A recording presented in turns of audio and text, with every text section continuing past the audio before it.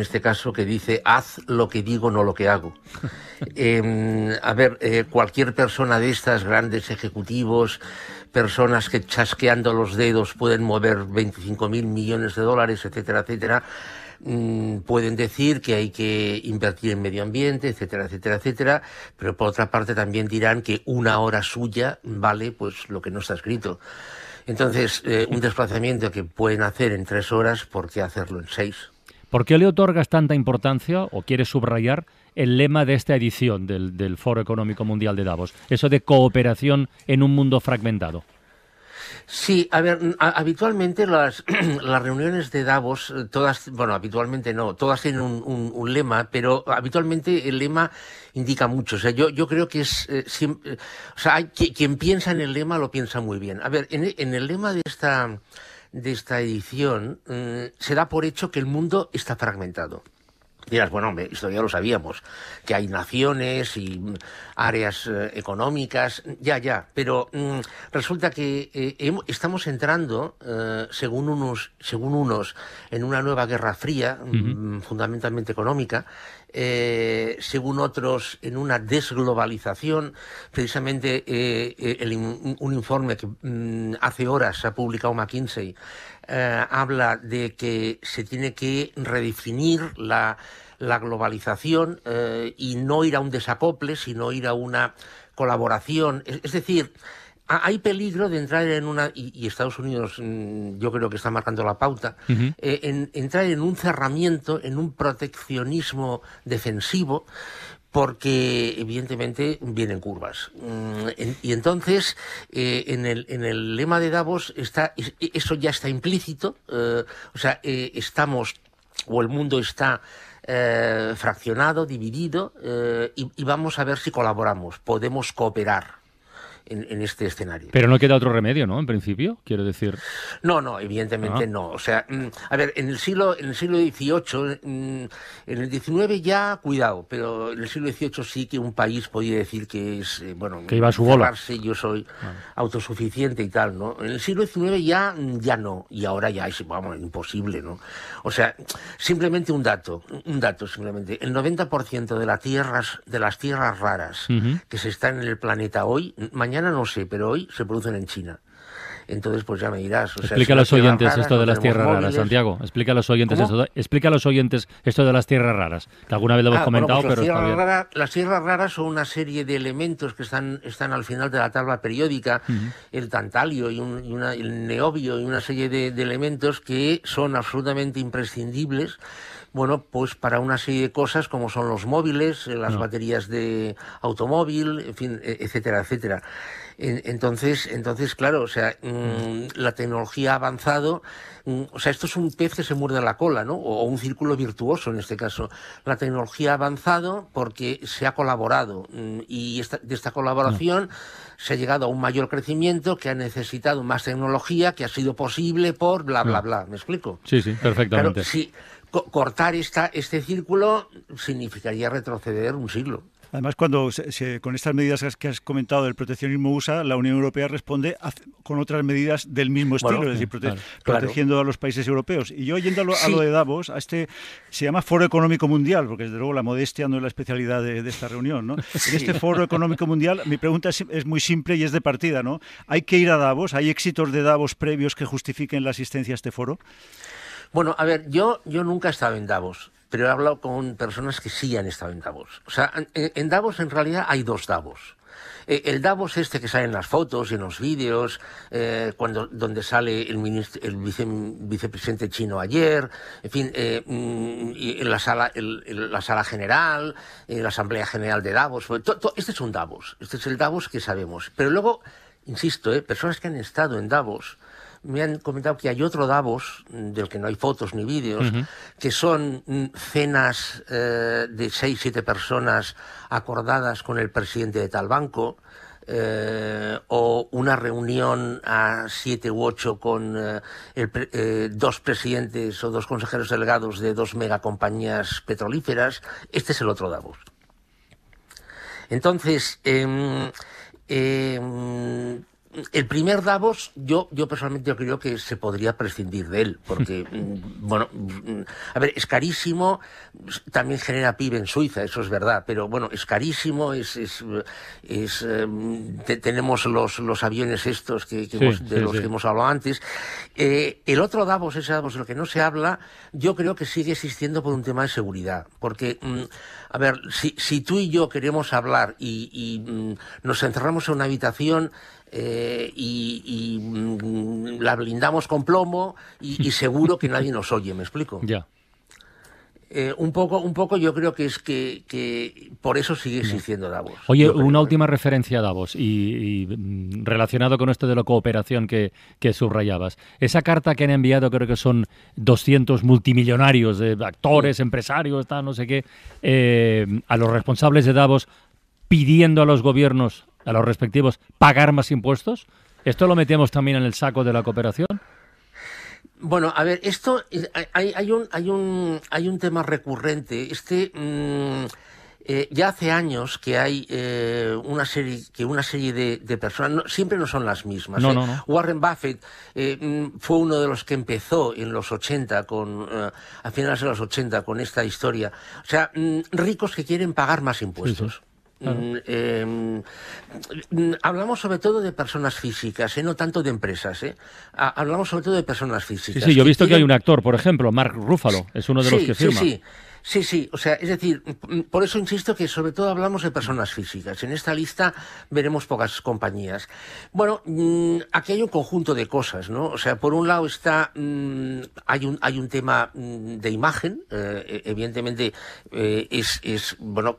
transmite cierta confianza a una persona que dice que es inmensamente rico. Recordemos que Warren Buffett está, no sé si actualmente en la última lista de Forbes está el segundo o el primero, no recuerdo, más rico del mundo.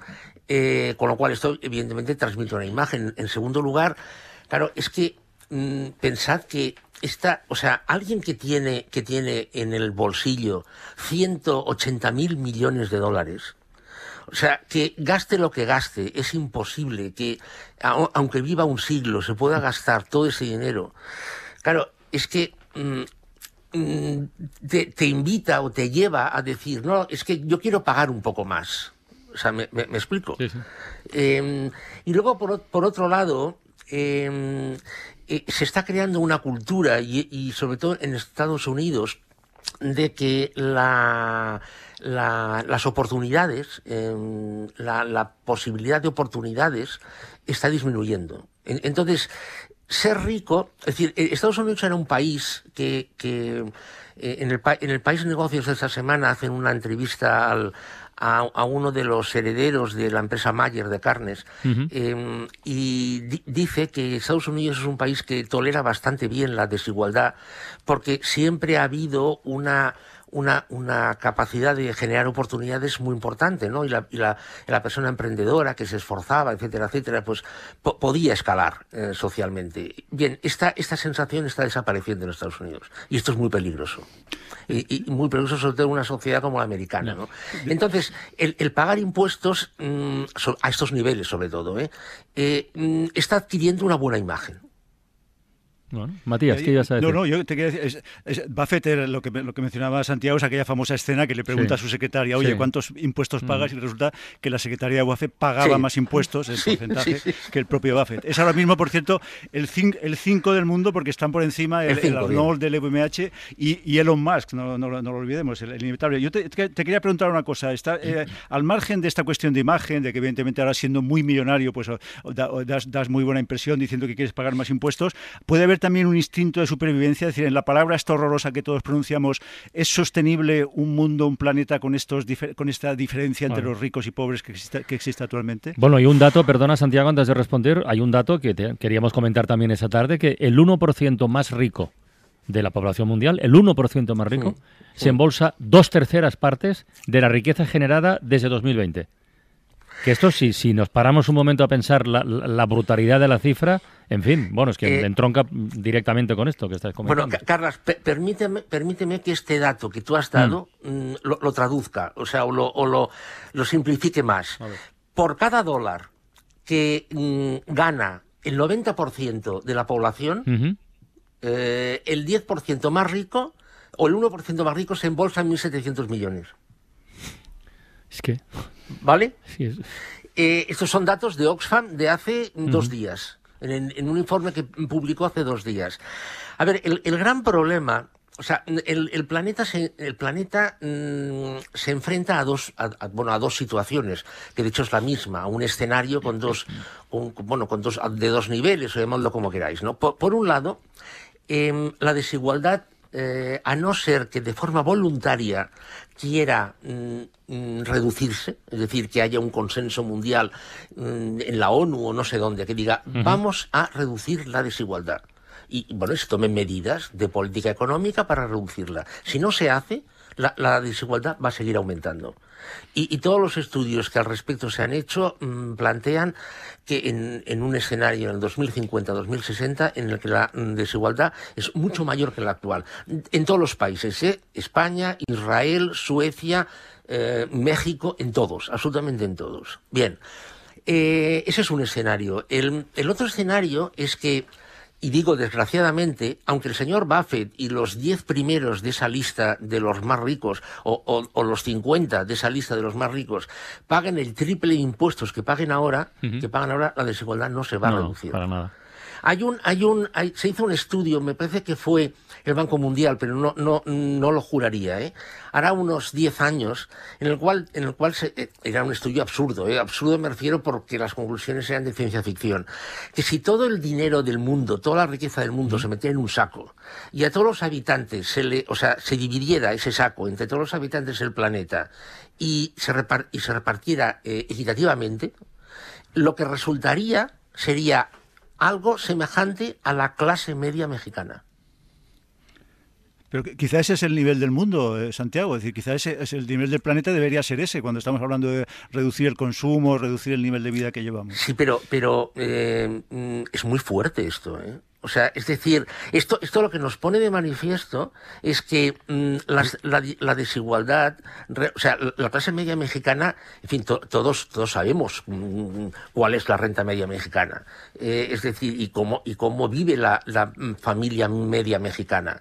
Entonces, si toda esa mega riqueza que hay en el planeta, no solamente en manos privadas, privadas me refiero de personas físicas, sino también de compañías, la contraparte de la miseria que hay, o sea, es que a la conclusión que se llega es que la Tierra, el planeta Tierra, es pobre. Es que, pero que el sistema necesita pobres, ¿no? Es que yo te agradezco, Santiago, que no quieras engañarte ni engañar, que es lo más importante. Pero fíjate que 2 veces has empleado el argumento. En los reactores privados, en los jets, hemos de considerar que a lo mejor el tiempo de estos grandes directores de empresa vale más que el nuestro. Y en el dinero hemos de considerar que quizá los Warren Buffett y compañía son mejores gestores del dinero que nosotros. Pero claro, eso es un sentimiento un poco de impotencia, de inferioridad, ¿no? De seres superiores y seres que no damos la talla. Bueno, a ver, por ejemplo, yo conocí el caso. Este caso nadie me lo contó, lo conocí yo. Estamos hablando de la época del megaboom, la época del mundo va bien, año 2005-2006. Un chico de 35 años, las cifras, claro, han quedado antiguas, pero bueno, un chico de no sé si todos tenía 35 o 36 años, trabajaba en un departamento de inversión en Nueva York, salario anual $100.000, bonus de 400.000. Eso fue año 2005 o 2006, no recuerdo. Cuando se repartían los bonus, los Porsche desaparecían de los concesionarios. ¿Por qué se les pagaba esas cantidades tan alucinantes a estas personas? Bueno, pues porque evidentemente hacían ganar muchísimo dinero a otras personas. Hoy, por ejemplo, se ha publicado la noticia de lo que 2 jugadores de fútbol van a percibir en 2 clubes en los cuales van a jugar. Es una cantidad absolutamente alucinante. Unos son 200 millones al año y otros son 300 millones. Sí. Bueno, ¿por qué? Bueno, porque evidentemente se considera que estas personas van a generar un negocio que justifica esta remuneración. Es decir, podemos considerarlo escandaloso o no, pero como estamos en un sistema capitalista que lo que valora son los beneficios y el rendimiento, esto es válido. Es un análisis muy frío, ¿eh? Es un análisis que empieza por los futbolistas. Si empezase por la clase media y pobre, que paga las plataformas para ver ese fútbol, que paga las entradas a un precio que se lleva la mitad de su jornal, lo veríamos de otra manera, Santiago. El asunto es, el mundo se arregla manteniendo a estos futbolistas hipermillonarios a costa de la pobreza de millones de seres humanos, ¿o es al contrario? Hacemos que esos pobres sean menos pobres y salgan de la pobreza, y esos hipermillonarios sean un poquito menos millonarios. Sí, pero el problema, Isaías, es que, evidentemente, yo creo que todo el mundo firmaría, bueno, no sé si todo el mundo, pero mucha gente firmaría en que si se viera menos fútbol por las plataformas, se reduciría brutalmente la pobreza en su país. Yo creo, mucho menos me refiero a un 10 o un 15%, no me refiero a un porcentaje mayor. Yo creo que todo el mundo aceptaría. Lo que pasa es que, claro, es que eso no es así.